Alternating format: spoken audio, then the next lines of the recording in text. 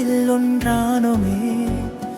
Rouhani நேசத்தில் வாழ்வோம், சொர்க்க பாதையில் நடப்போம். ஓம் சாந்தி, ஓம் சாந்தி.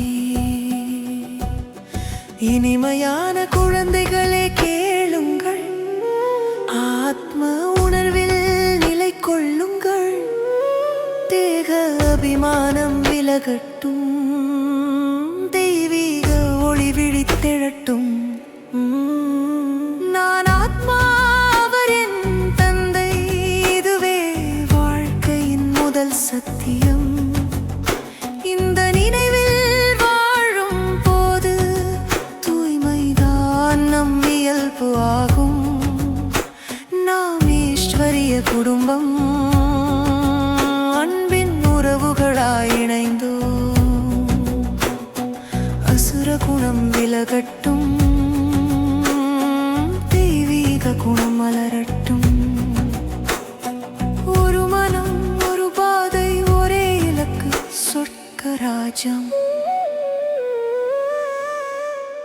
மாறுபாடு வந்தாலும் மனங்களில் பாசமே நிலைக்கட்டும்.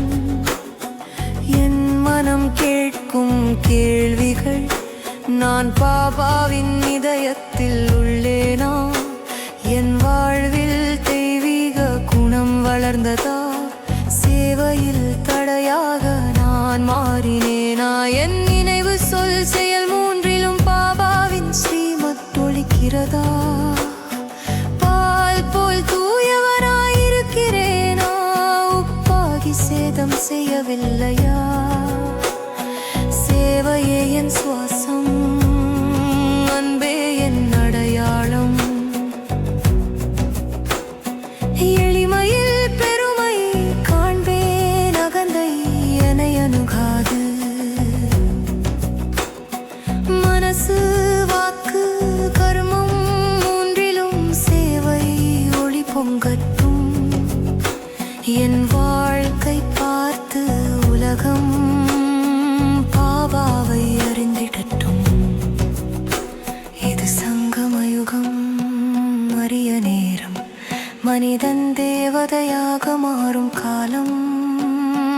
பழைய உலகம் மறைகிறது, புதிய சொர்க்கம் பிறக்கிறது. இப்போது நாம் நடுவில் நிற்கிறோம், மனிதமும் தெய்வமும் சந்திக்கும் இடம். பாபா நம்மை அழைக்கிறார், வீடு திரும்பும் பாதையில்.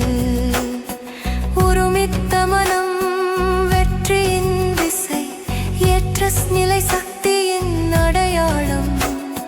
பந்தனமற்ற வாழ்க்கை, ஜீவன் முக்தியின் வாசல். நான் ஒரு கருவி மட்டுமே, செய்வது அவன் கருணை. என் ஒவ்வொரு மூச்சும் உலக நலனுக்கே. பாபா வந்தார், மாற்றம் தந்தார், வாழ்க்கையே ஒரு வரமாகியது. இனி என் வாழ்க்கை அவருக்கே அர்ப்பணம். புதிய யுகம் பிறக்கிறது, பழைய இருள் விலகுகிறது.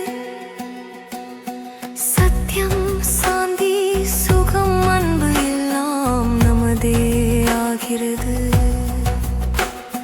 பாபாவின் குடும்பம்